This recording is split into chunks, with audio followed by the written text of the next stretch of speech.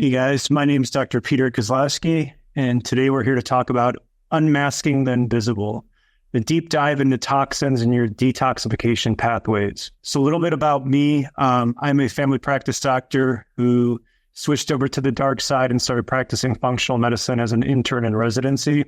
I started training with IFM in 2011. I've been certified with Institute of Functional Medicine since 2015. I've been in solo practice since 2014. I have published 2 books in the last few years. One is called Unfunk Your Gut. Another one is called Get the Funk Out.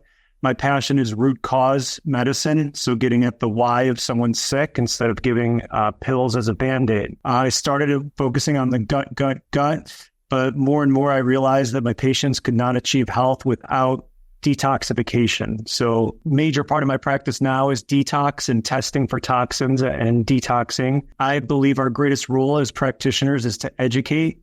So we're here just to learn the basics of what are toxins, how do we detox, and how can you support detox. So let's dive in. Few disclosures: I am an educator with the Personalized Lifestyle Medicine Institute, with Mosaic Diagnostics, with Intellex DNA, and with orthomolecular products. Our learning objectives today are going to be to focus on what are toxins, why are they a problem, why do they stay in our body, and what do our bodies do to get rid of them? What are defense mechanisms? How do we protect ourselves? And how can we support our bodies to eliminate these toxins? If you're wondering who should be considering a toxic burden, symptoms related to a toxic burden could be loss of chemical tolerance, like being very sensitive to smells, like you can't walk through the laundry detergent aisle at the grocery store, at the gas station, you get a headache or feel unwell. Strong odors really bother you. Intolerance to jewelry, shampoo, lotions, detergents. Food sensitivities, skin breakouts, so rashes, acne, eczema, recurring allergies, fatigue, muscle aches, joint pain, sinus congestion, postnasal drip, headaches, gas, bloating, constipation, diarrhea, foul-smelling stools, heartburn, hormonal imbalances, insomnia, and just a few more. Difficulty concentrating, food cravings, water retention, trouble losing weight, canker sores, dark circles under the eyes, premenstrual syndrome, bad breath, just to name a few. So there's a lot of people out there that could be having toxic burdens and they have no idea. Just to explain what a toxic burden is, it's very different than the way we look at it in traditional medicine. So in traditional medicine, we really focus on acute toxicity, which is an acute exposure to a toxin and very rapid symptoms. A great example is the kids in Flint, Michigan, a number of years ago, where there was lead in the water and the kids got really sick very quickly.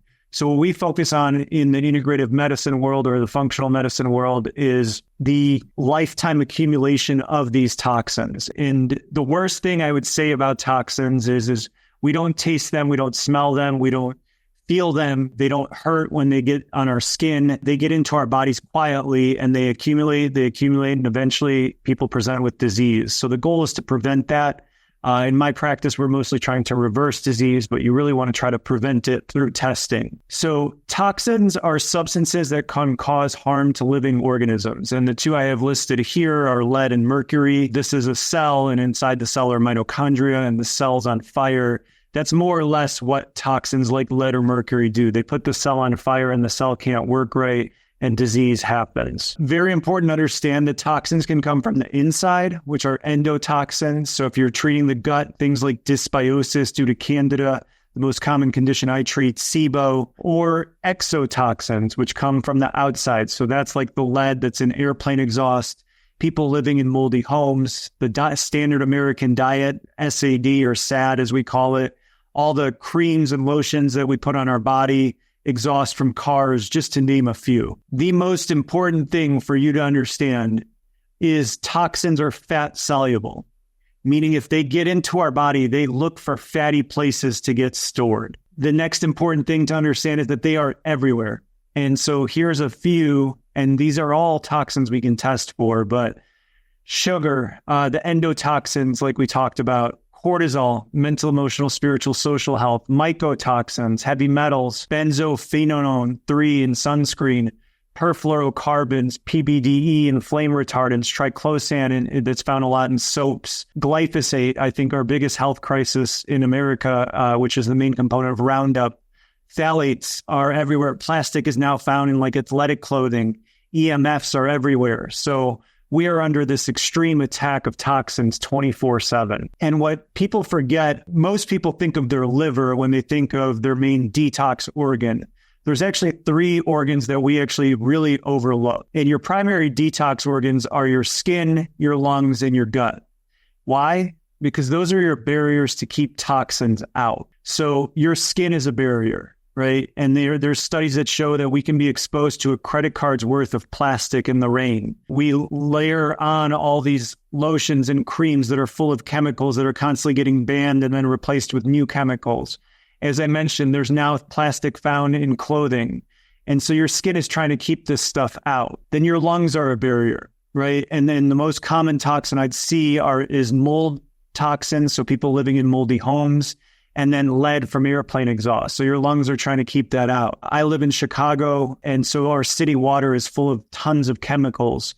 Mercury from coal burning plants. I would say that's the second most common heavy metal I find is mercury. And then all the fumes from things like cigarette and car exhaust. There's actually a really interesting study from the NIH that these masks that everybody's been wearing for the last 4+ years are full of phthalates and VOCs and heavy metals. And then these masks are being degraded into the ground and releasing all types of chemicals. So we are just under a barrage all the time. And then your gut's a barrier. Many people are familiar with the term leaky gut. Leaky gut simply means it's the equivalent as if your skin had a bunch of holes in it. That's all leaky gut is. So when I talk about gut health, the most important thing I like to teach people about the gut is that the inside of this tube is outside of your body. So your gut is a tube that starts with the mouth and ends with the anus. There's openings on both ends. Something that you swallow does not get into your body unless it's broken down and absorbed through the gut and into the blood. We treat our guts terribly, right? People wash their hands 20 times a day to keep bacteria, viruses off, but then they'll throw anything in their gut. And the barrier is much thinner. The gut is a single layer of cells, whereas your skin is 3 layers of cells. So it's much easier for something to get through the gut than it is your skin. So I would say this is really the most important detox organ that people overlook and they really treat very poorly. So our barriers are overwhelmed, right? It's just constant, nonstop. We are being attacked all the time. So what happens? Our barriers can't keep up, especially a lot of people's guts with the way they treat them. So what happens to toxins that break through those barriers? The most famous detox organ is your liver. So these toxins are sent to the liver. We are very lucky the way our bodies were designed that when a toxin gets through one of our barriers, it goes through the bloodstream and into the liver. And your liver takes that toxin through detoxification. What does that mean for you? Well, your liver takes this toxin that's fat soluble and through this 2-step process breaks it down to make it water soluble. Once a toxin is broken down and water soluble, we then sweat, poop, and pee them out. That's what detox is. It's very, very simple. The liver takes fat-soluble toxins, breaks them down to make them water-soluble, and so we then excrete them through the sweat, the stool, and the urine. Now, detox is very, very dependent on vitamins and minerals. So there's all these different nutrients in phase 1, like vitamin A, B3, B6, folate, B12, glutathione, branched-chain amino acids, flavonoids, phospholipids. And then in phase 2, glycine, taurine, glutamine, N-acetylcysteine, known as NAC, cysteine, and methionine. There are different types of reactions that our bodies go through. Phase 1 reactions, which are oxidation, reduction, hydrolysis, hydration, dehalogenation. Phase 2 reactions, which are sulfation, glucuronidation, glutathione conjugation, acetylation, amino acid conjugation, and methylation. That's kind of the most famous pathway. You'll get a lot of patients that think they don't detox well because they have the MTHFR mutation, but really your body has so many other pathways. So I think that pathway is a little overhyped in regards to its importance relative to everything else your body can do. Now, another mistake people make is that they'll upregulate phase 1 detox, but not phase 2. If a toxin goes through phase 1, well, what happens is these intermediate metabolites build up. And those can actually create reactive oxygen species, which can go and damage cells. So these intermediate metabolites can be broken down by things like vitamin A, C, E, selenium, copper, zinc, manganese, CoQ10, thiols, etc. So in general, you really want to be supporting all of these pathways. A lot of people don't do is eat very well, right? So if you don't have a clean diet, then you are not going to detox well. If you're not getting all these nutrients, then you're not going to detox well. If your stomach acid is poor and you're not digesting well, even if your diet's great, you're not going to absorb the vitamins and minerals you need to detox. So detox, your liver needs help. And it's very easy to help your liver, and that's through your diet and through healing your gut in order for this function to work properly. And once those toxins are made water soluble, we poop, pee, and sweat them out. So the free tip for detox is get yourself moving your bowels every day, get yourself drinking enough water so you're peeing all day long, and then exercise or sauna for sweat. You need these pathways to be working if you're planning to detox. Like when I have a patient that's constipated, we'll never start a detox plan because they need to be moving their bowels. If they're not, they can be reabsorbing toxins. So our livers are overwhelmed, right? We've got the glyphosate, we've got the sunscreen, we've got all the sugar, we've got EMFs, we've got the lead and mercury and all the plastic and the cortisol and the gut bacteria. So what happens to toxins that your liver does not break down? Where do they go? Well, they look for fatty places to get stored. Every cell in your body is surrounded by a membrane, which is made up of about 50% fat. So there are a lot of places for toxins to get stored. Any cell in your body, which is surrounded by fat, which is all of them except red blood cells, can hang on to toxins that you're exposed to if they're not broken down. The average male has about 36 trillion cells. The average female, about 28 trillion cells. And the average child, about 17 trillion cells. There are trillions of places for toxins to be stored. My book, Get the Funk Out, the main focus of that book is why hormone disease is so out of control, right? Why do all of your patients have some kind of hormonal imbalance? Well, toxins are very damaging to your hormones, like your thyroid, right? The most common autoimmune disease is Hashimoto's. In regular medicine, we'll just say we have no clue why your body's attacking your thyroid. Well, if your thyroid's full of toxins, it would make sense that your immune system's attacking it, right? So there are a lot of places, and that's why when we talk about all the symptoms that can be caused by toxins, they could be anything. I could take 100 patients that I'm treating for a mold toxicity right now, and one has gut symptoms, one has urinary symptoms, one has liver symptoms or lung symptoms or sinuses or headaches or migraines or rashes.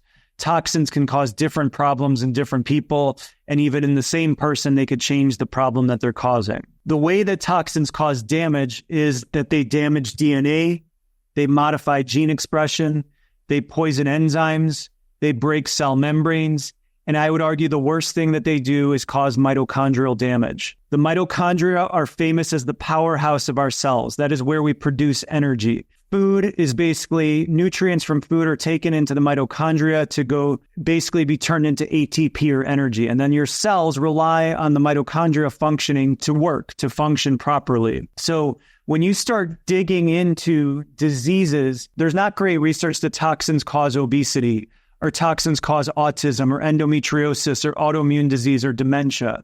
But these are all conditions where you can find studies where these diseases are based in mitochondrial dysfunction, something like endometriosis or dementia or autism or obesity. These all have connections to mitochondrial imbalances.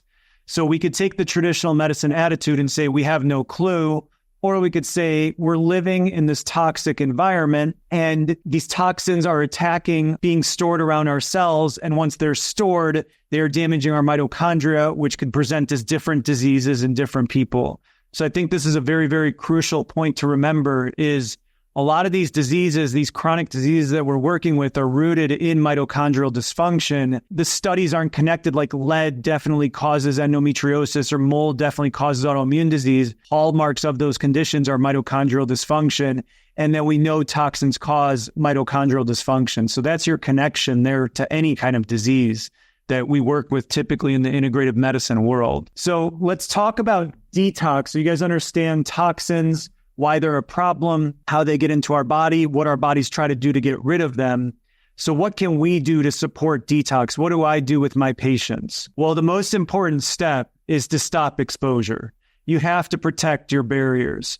So focusing going straight to the liver or going straight to supplements doesn't make a whole lot of sense if someone's living in a moldy home, right? Or if somebody's drinking water with lead in it, or if they're eating sushi that's full of mercury, right? You have to stop exposure. If you don't stop exposure, you're just spinning your wheels. You're not going to get anywhere with detox. So don't ever forget the most important part of detox. That is to stop exposure. What are some things that you can do with your patients or do yourself? Protect your gut. Choose organic when eating the dirty dozen. So a lot of people are concerned about the cost related to organic foods. Well, the Environmental Working Group, which you can go on their website, this is the best tool I know of for assessing your environment, is Environmental Working Group, EWG.org. It's free. They put out the dirty dozen every year. They update the fruits and vegetables that are the most toxic every year. So if you have a patient conscious of where to spend money when they're grocery shopping, buy organic when eating the dirty dozen. Because they also put out the list of the clean 15, which are foods that are not as covered in chemicals as the dirty dozen. There's also an app, Think Dirty, that is a very good app that you could scan barcodes of any kind of products to see their toxicity. Don't store food in plastic. Avoid plastic lids on your coffee cup.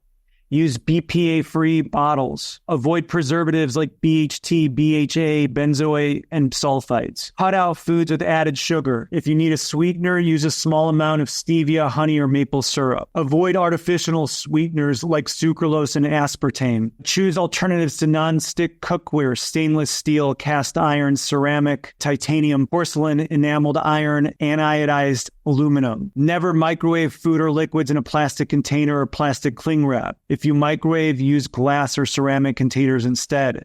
So you've got to get your patients really cleaning up their home and what they're putting into their body to protect their most important barrier, which is their gut. Protect your lungs. If you've ever had water damage to a home or workspace, test your body for mycotoxins and your home for mold mycotoxins as well.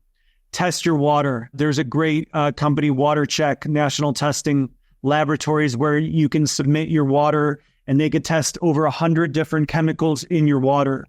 Dust has been found to accumulate VOCs, PVCs, vinyl organophosphates, and pesticides. So clean up the dust. Use a HEPA vacuum frequently. Filter your air with a HEPA carbon filter. Leave your shoes outside. A lot of men and women like to golf during the summer. That's like one of the most toxic places. So if you're walking with your shoes from a golf course, or many of us live in neighborhoods where they're spraying our yards. And so if you walk in with that stuff all over your shoes, you're going to spread it all over the house. So leave your shoes outside. Clean your air ducts. Hire someone certified by NADCA. There are a lot of scams out there. So get your air ducts cleaned. Use a high-quality pleated electrostatic air filter. HEPA filters with a MERV rating of greater than 7. Use non-toxic household cleaning products. So you can make your own cleaning products. Lemon juice, essential oils, and vinegar are great options. Again, use EWG.org or the Think Dirty app to start cleaning up your cleaning products. Protect your skin. Commit to using non-toxic personal care products. This is a massive one for men and women. EWG.org/skin deep as a reference. Sunscreen, skin, hair, nail, makeup, fragrance, oral, and baby products. They're full of chemicals. Your deodorant. Don't wear, as a general rule, this is a great rule, don't wear anything on your body or face that would not be safe for you to eat. Stop using antibacterial soaps. Their use has become rampant since 2020, and they used to be loaded with triclosan, which is something we could test for. That's been banned and replaced with new toxins. Try making your deodorant from essential oils. Protect your teeth. So a lot of people assume that if you have mercury fillings, you have mercury in your body. In my experience, the greater risk is actually people have had their mercury fillings replaced. So watch out for your patients that have mercury fillings replaced. I would test them for mercury. Some chemicals in your oral care products like propylene glycol, sodium lauryl sulfate, titanium dioxide, alcohol-based mouthwashes, Teflon-coated dental floss. Fluoride, don't swallow it. Avoid bleaching products. So you got to protect your teeth. And then protect your home. Like I said, I think our greatest health crisis in America is Roundup and glyphosate. So you can use something like vinegar as a weed killer. Hire an EMF. So those are electromagnetic waves that are from our Wi-Fi and our phones. Get an evaluation of your home. You can paint your walls with an EMF protective paint. Don't carry cell phones against your body, especially while you're in an airplane or in an elevator. Arrange your head of the bed so it's not against a wall that's opposite to an appliance that produces EMFs, like an electric panel, electric meter, refrigerator, computer, or air conditioner. Don't let kids use cell phones or hair dryers. They're especially susceptible. Stand 3 feet away from microwaves, toasters, electric stoves when they're on. Plug in your internet instead of using Wi-Fi. Don't use electronics like your laptop while they're charging. Change your dry cleaners. Use eco-friendly dry cleaners. PERC is another thing we can test for a toxin that's found in dry cleaning. If you're going to start detoxing your patients, you want to support a number of different things. So you want to support phase 1 and phase 2, which we talked about, and we'll talk about phase 3 now. Binders, we'll talk about those. Support the mitochondria. One of the biggest things that people forget is when you put someone on a phase 1, phase 2 support supplement, they often don't have mitochondrial support. That is crucial because we learn your mitochondria get damaged by toxins. Well, detox, the process of detox in your liver, that phase 1, phase 2 is totally dependent on healthy mitochondria. So you need to put someone on mitochondrial support while they're detoxing. The antioxidants, we'll look at some. Alkalizing the body. Toxins make the body acidic, so you want to keep the body alkaline. And then support the most important steps of detox, which are pooping, peeing, and sweating. Never detox someone if they're constipated. Make sure your patients are drinking half their body weight in ounces of water. So like a 180-pound person is drinking 90 ounces of water. And then sweat. My 2 favorite tools are exercise and infrared sauna. We'll look at sauna a little bit later, but exercising, everybody starts differently. Get a minimum of 20 minutes walking a day. So before anybody gets into a detox, make sure they're moving their bowels every day because toxins are being carried out in your stool. If you're not pooping, you're not detoxing.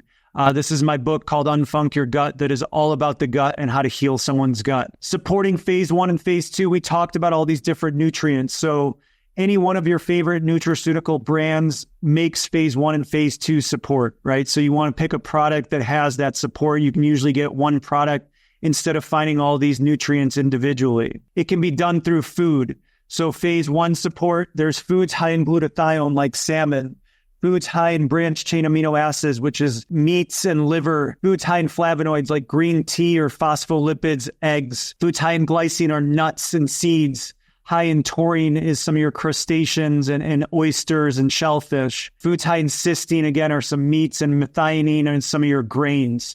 So again, using healthy ones, using grains in people that are not sensitive. This has to be custom tailored to the patient, but there's lots of foods that support phase 1 and phase 2. Binders, zeolite clay. So the 2 most famous binders are zeolite clay. Here's a study that showed that zeolite clay improved detoxifying effects and improved elimination of a variety of contaminants from the body. Then there's charcoal. Right? So here's a study that showed the use of charcoal to eliminate toxins. Mitochondrial support. So there's lots of different nutrients that support the mitochondria. Some of the most famous is probably CoQ10.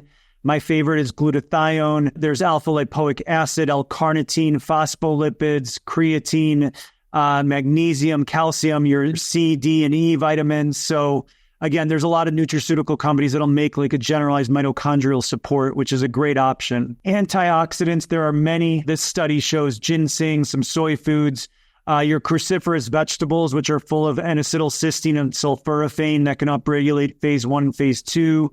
Detox, turmeric, so you want to be using antioxidants. Alkalizing the body, there's a number of studies that show that the ingestion of a multi-mineral. So alkalizing the body, I use buffered vitamin C, which is vitamin C mixed with magnesium and potassium. And then a multi-mineral is there's lots of options with nutraceutical companies. Here's a study from Deanna Minnick and Jeffrey Bland, 2 of the longest standing functional medicine practitioners. Adjustment of tissue alkalinity, especially within the kidney proximal tubules, can lead to more effective excretion of toxins from the body.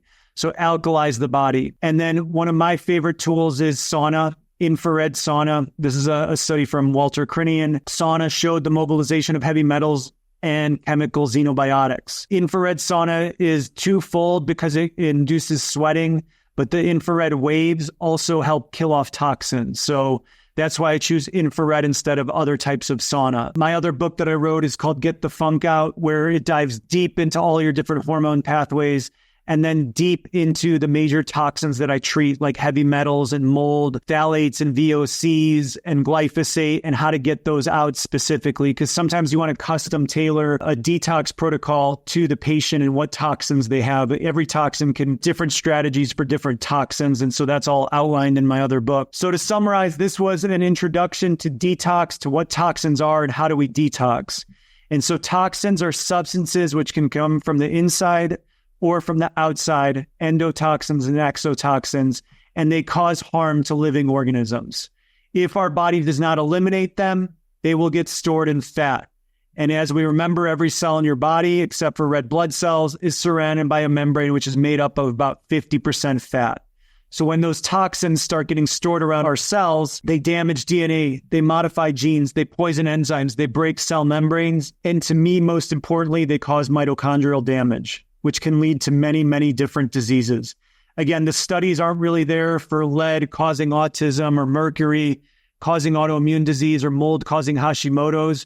But again, when you look at the connection to mitochondrial imbalances and mitochondrial dysfunction, most of those diseases are rooted in that. And that's what toxins do. The most important step in detox is to stop exposure, protect your skin, your lungs, your gut, your teeth, and your home. And don't forget to support pooping, peeing, and sweating. You've got to be moving your bowels. You've got to be going to the bathroom, peeing, and you got to be sweating in order to detox. And then when it comes to supplementation, phase 1, phase 2, phase 3. And phase 3, I neglected to mention it. That's the elimination. So that's the pooping, peeing, and sweating. So you got to support phase 1, phase 2 in the liver, and then the elimination of these water-soluble toxins once they've been detoxified. Using binders like zeolite clay and charcoal, mitochondrial support, antioxidants, alkalize the body. And I always like to remind people that the most important root cause of health is mental, emotional, spiritual, and social health. This is the greatest barrier I have with my patients. It's pretty easy to detox someone from lead or mercury or mold or glyphosate, but you've got to help your patients out of their own way. When someone is stressed, nothing will work properly. Stressed bodies develop low stomach acid and leaky gut, which allows more toxins into the body, putting a strain on the liver and kidneys. If suffering in these ways, someone will be less motivated to exercise, so they will not sweat. They will weaken their immune system, making it more difficult to fight off toxins. The sympathetic nervous system is activated by stress and puts you in the fight or flight response constantly. Learning how to relax puts you into the parasympathetic response. When we're parasympathetically activated, we open up our lymphatic system, the blood vessels, the liver, the gallbladder, the skin, the kidneys, and the lungs, which allow your gut to function properly in order for you to detoxify. There's nothing more important for your physical health than your mental, emotional, spiritual, and social health. Thank you guys so much for your time. I really appreciate it. It's an honor to be speaking with you guys, and I am excited for you guys on their detox journey with your patients. Welcome to Rupa Health, the best place to order, manage, and track results from over 30 different lab companies in one single place for free. It's going to take you under 2 minutes to sign up, and you can order any functional medicine lab for your client in under 30 seconds. Let me show you how it's done. So here's our beautiful interface. I'm typing in the name of my client, selecting the lab that I want to order for them, and hitting send. From there, Rupa and their amazing team handle the rest. They email the client, collect payment, and even offer an interest-free 3-month payment plan. We've also built the world's largest library of information about chronic health conditions, the lab tests that can help you find the root cause, and the evidence-based interventions that you can use to help people heal from them. It's called the Rupa Health Magazine. There, we have in-depth articles about almost any health condition you can imagine. And we give you step-by-step protocols that other clinicians have used to help their clients heal and that are verified by evidence-based sources. You should totally check it out, and it'll transform your practice. And we can't wait to see you. So make sure you sign up today at rupahealth.com.